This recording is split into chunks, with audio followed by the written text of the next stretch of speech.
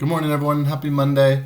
We're on week 2 of our videos. So today, since it's Monday, I'll share my weekend. Let's see. There's not a whole lot we can do in the weekends, especially when it's all windy and rainy.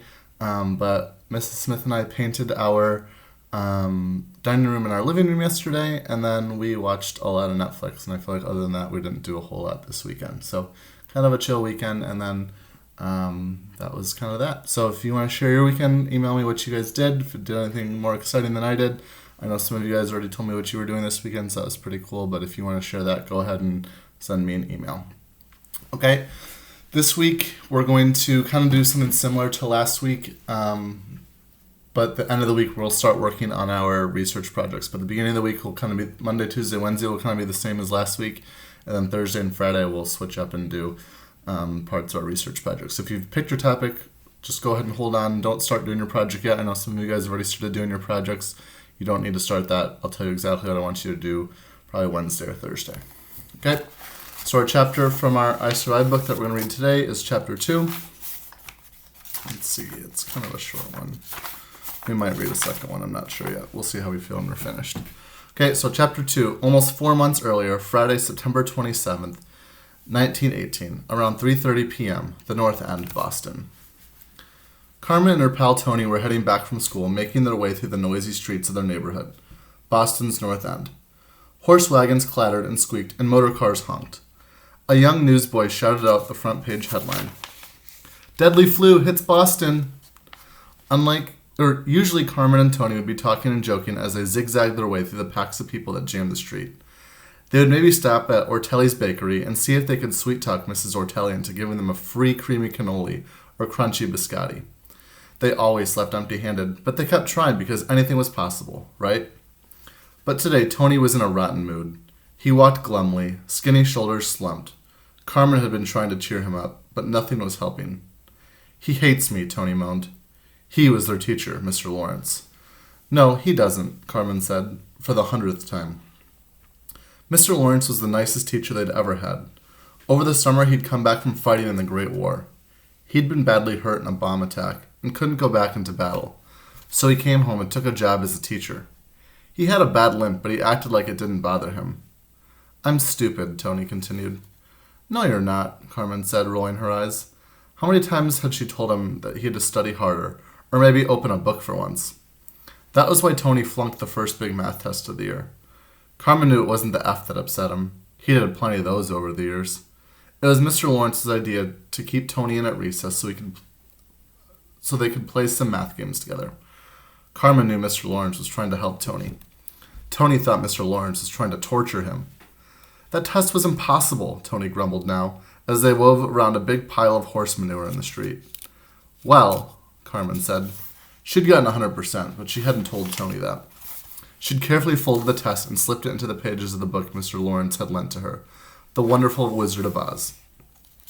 The book was about a girl named Dorothy who gets sucked into a tornado and dropped down into a strange land called Oz. Carmen couldn't wait to show the test to Papa. He'd pin her perfect test against the wall with all the others. Then he'd pat her cheek. "This is why we came here to America," he'd say. They'd come here 4 years ago from a little village in Italy.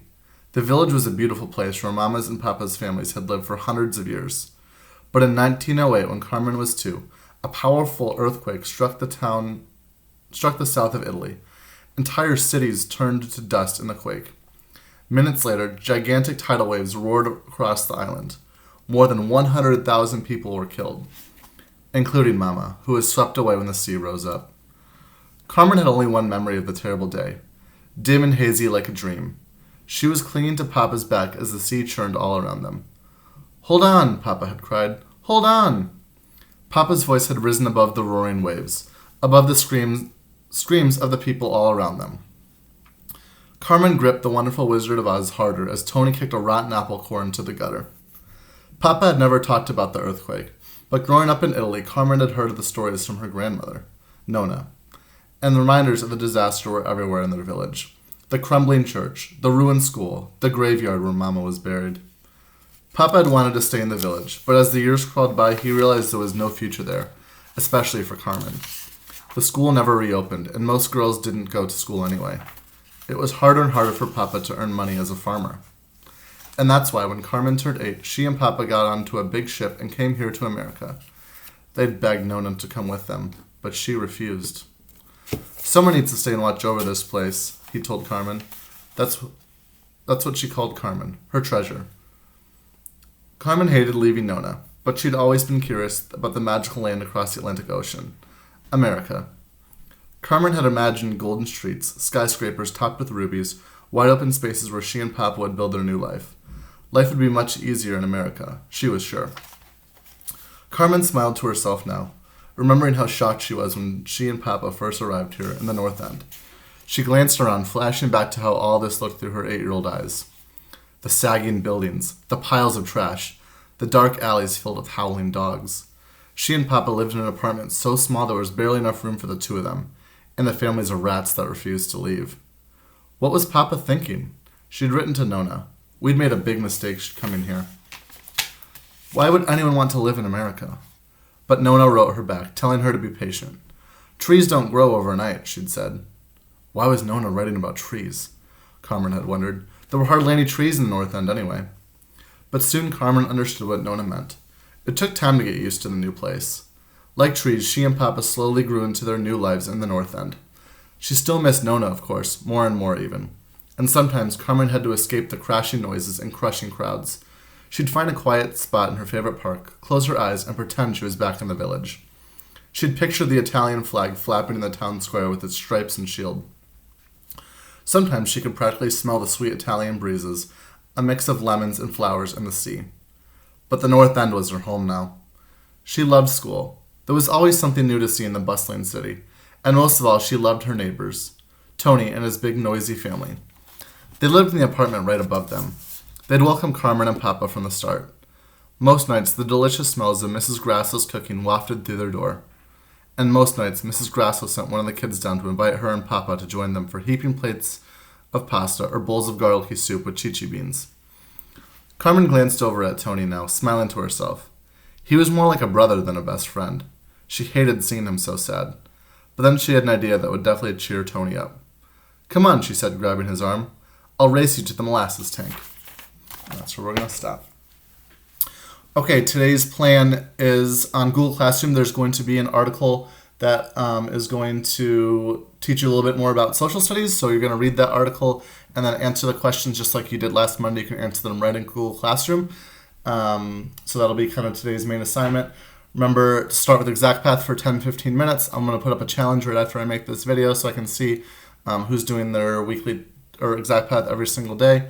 And then maybe we can do like a shout out in the video next week about people that are meeting their challenge or something like that. I'll figure something out. And then I want you to independent read for 20-25 minutes. So that can be your independent reading book, or it can be one of the websites that I'll post again, so you can do whatever one of those you want. And then it'll be the article and the questions. So those are going to be the 3 things that you're going to do today. And again, that will all be posted on Google Classroom. All right. Have an awesome Monday. I think Mrs. Reynolds and I are trying to set up a Zoom meeting with you guys. So I think she's going to send out some info about that so we can figure out how to see some of your faces, because I know you get to see mine, but I don't get to see any of yours. So we'll try to figure out a way to do that so we can kind of connect. All right. So I will see you if our meeting is today. I'll see you today. If not, I will see you in our video tomorrow. Have a good day. Bye. Guys, bye.